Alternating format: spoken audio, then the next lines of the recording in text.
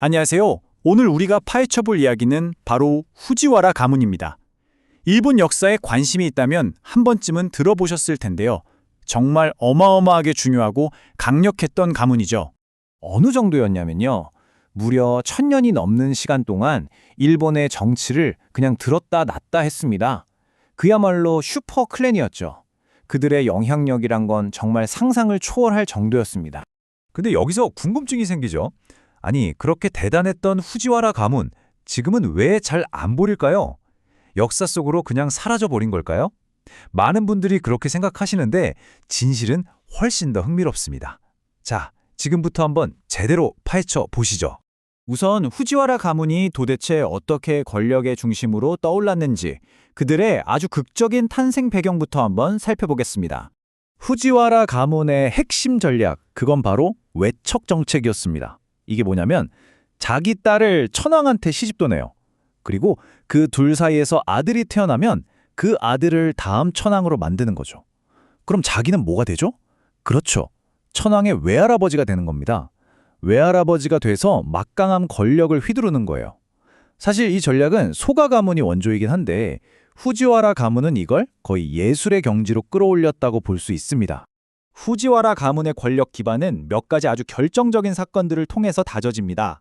자, 645년 나카토메노 가마타리가 당시 권력자였던 소가 가문을 몰아내는 이씨의 변을 주도하면서 역사의 무대에 탁 등장합니다. 그리고 그가 죽기 직전에 천황에 그의 공을 높이 사서 후지와라라는 성을 내려주죠. 하지만 진짜 결정타는 729년에 나가야 왕의 변이었습니다. 이 사건으로 마지막 남은 경쟁 세력까지 싹 제거하면서 후지와라 가문은 그야말로 귀족의 정점에 오르게 됩니다. 그래서 많은 역사학자들은 소가 가문이 실질적으로 몰락한 건 이씨의 변이 아니라 바로 이 나가야 왕의 변 때라고 보기도 해요. 하지만 이 모든 그림을 그린 진짜 설계자는 가마타리의 아들 바로 후지와라노 후이토였습니다. 이 사람이 정말 보통이 아니에요. 비상한 전략가였고 후지와라 가문의 100년 대계를 닦은 인물입니다. 바로 이 부분이 후이토의 천재성이 폭발하는 지점입니다. 당시 법으로는요, 한 집안에서 딱 한 명만 고위직에 오를 수 있었거든요. 일종의 견제장치였죠. 근데 후이토는 이 룰을 아주 교묘하게 파고듭니다. 자기 아들 넷을 위해서 각각 독립된 네 개의 집안, 그러니까 남가, 북가, 식가, 경가라는 분가를 만들어버려요. 그리고는 우리는 하나의 후지와라가 아니라 네 개의 독립된 가문입니다 라고 주장한 거죠. 와, 정말 기가 막힌 전략 아닌가요? 덕분에 후지와라 가문은 정부 최고이직 여러 개를 동시에 싹쓸이하면서 세력을 급격하게 불릴 수 있었습니다. 자, 이제 후지와라 가문의 권력이 그야말로 하늘을 찌르던 시대, 바로 해안 시대로 넘어가 보겠습니다. 이들의 황금기였죠. 후지와라 가문은 마쿠에서 황실을 쥐락펴락하기 위해서 이 두 가지 핵심 직책을 활용했습니다. 세쇼는 어린 천황을 대신하는 섭정이었고 간파쿠는 성인이 된 천황의 최고 고문 역할을 했죠. 근데 이 간파쿠라는 자리는요, 원래 없던 거예요. 후지와라 가문이 오직 자신들을 위해 만들어낸 자리였습니다. 이름은 고문인데 사실상 천황 위에서 군림하는 최고 권력이었죠. 그리고 이 권력의 정점을 상징하는 끝판왕이 등장합니다. 바로 후지와라노 미치나가. 이 사람은 가문의 필살기인 외척 정책을 그 누구보다도 성공적으로 써먹어서 일본 역사상 가장 강력한 신하로 군림하게 됩니다. 미치나가의 영향력 그야말로 전설적입니다. 자신의 딸 4명을 천황가에 시집 보냈는데 그 결과가 어땠을까요? 무려 3명의 천황이 그의 외손자가 됐습니다. 한번 생각해보세요.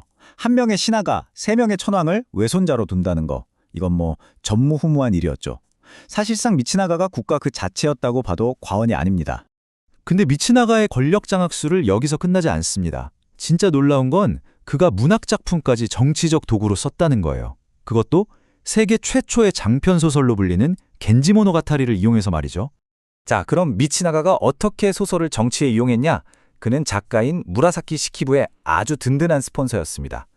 그 시절의 종이는 지금의 반도체만큼이나 비쌌는데 그걸 아낌없이 지원하면서 겐지 모노가타리를 쓰게 한 거죠. 그의 큰 그림은 이랬습니다.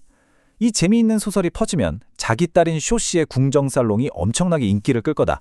그러면 이야기 듣기를 좋아하는 당시 천황이 딸의 처소에 자주 들락날락할 거고 그러다 보면 자연스럽게 딸에게 마음을 줘서 자기 외손자를 낳게 될 거다. 이 계산이었던 거죠. 즉, 겐지 모노가타리는 미치나가의 출세를 위한 최고의 마케팅 도구였던 셈입니다. 흔히들 후지와라 가문은 이 화려했던 시기를 정점으로 서서히 쇠퇴했다고 말합니다. 하지만 과연 그럴까요?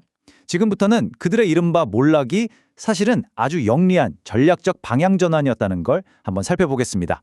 네, 교과서 같은 데서는 보통 천황이 물러나서 상황이 된 뒤에 마쿠에서 정치를 하는 인세이가 시작되면서 후지와라의 시대가 끝났다고 가르치거든요. 근데요, 현실은 훨씬 더 복잡합니다.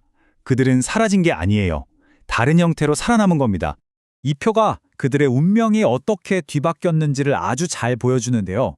정말 아이러니하지 않나요? 헤이안 시대에는 2인자인 섭정 자리에 있으면서도 사실상 모든 권력을 쥐고 흔들었습니다. 그런데 가마쿠라 시대에 가서는 무사들의 최고 자리인 쇼군, 즉 1인자 다리에 올랐는데도 불구하고 실제 권력은 하나도 없는 허수아비 신세가 되고 말았죠. 2인자일 때 실권을 쥐고 정작 1인자가 되니 실권이 없었다니 참 역사의 묘미가 느껴지는 부분입니다. 후지와라 가문은 권력을 다각화하면서 살아남았습니다. 귀족 사회 안에서는 가문을 5개의 핵심 분과, 이른바 고셋계로 나눴습니다. 그리고 이 5가문이 돌아가면서 섭정이나 관백 같은 최고이직을 독점하는 시스템을 만든 거죠. 한편 무사계급에서도 후지와라의 피를 이은 유력 가문들이 등장하면서 계속해서 영향력을 유지했습니다. 그럼 이제 이 가문의 역사적인 영향력이 어떻게 현대시대까지 쭉 이어지는지 그 놀라운 생명력을 한번 따라가 보겠습니다. 이 타임라인을 한번 보세요. 그들의 영향력이 얼마나 끈질겼는지 한눈에 보입니다. 1100년대에 만들어진 고세계 시스템은요, 1868년 메이지 유신으로 간파쿠 지기가 없어질 때까지 무려 수백 년간 이어졌습니다. 더 놀라운 건 뭔지 아세요? 쇼와 천황의 황후가 나오기 전까지, 그러니까 20세기 초까지 역대 황후들은 거의 전부 이 고세계 가문 출신이었다는 겁니다. 미치나가 시대 이후로 후지와라가 끝났다는 건 정말 엄청난 오해인 거죠. 그리고 후지와라 가문의 유산은 그저 과거의 이야기가 아닙니다. 바로 오늘날, 현재까지도 생생하게 이어지고 있습니다. 여기 아주 구체적인 예시가 있습니다. 1930년대와 40년대에 일본 총리를 지냈던 고노에 후미마로. 이 사람은 고셋계의 필두 가문의 직계 후손이었습니다. 그리고 1990년대에 총리가 된 호소카와 모리히로는요, 바로 이 고노에 후미마로의 외손자입니다. 일본 정치의 가장 높은 자리에 그들의 후손이 계속해서 등장했던 겁니다. 자, 이제 마지막 결론입니다. 후지와라 가문의 이 기나긴 역사는 일본의 권력이란 무엇인가에 대한 아주 근본적인 질문을 우리에게 던집니다. 이 비교를 보면 후지와라의 전략이 얼마나 독특했는지 알 수 있어요. 옆나라 중국에서는 강력한 신하가 기존 황제를 몰아내고 자기가 황제가 돼서 새로운 왕조를 여는 역성혁명이 아주 당연한 일이었습니다. 하지만 후지와라 가문은 완전히 달랐죠. 그들은 천황을 무너뜨리는 대신에 그 뒤에서 국가를 통제하는 방식을 선택했습니다. 바로 이겁니다. 이게 오늘 이야기의 핵심이자 후지와라 가문의 1300년 역사가 우리에게 남긴 가장 큰 미스터리입니다. 아니, 그 막강한 권력을 손에 쥐고 천황이 될 기회가 몇 번이고 있었을 텐데 왜 그들은 단 한 번도 그 자리를 넘보지 않았을까요? 왜 스스로 2인자에 머물렀을까요? 이 질문을 여러분께 남겨드리면서 오늘 이야기는 여기서 마치도록 하겠습니다.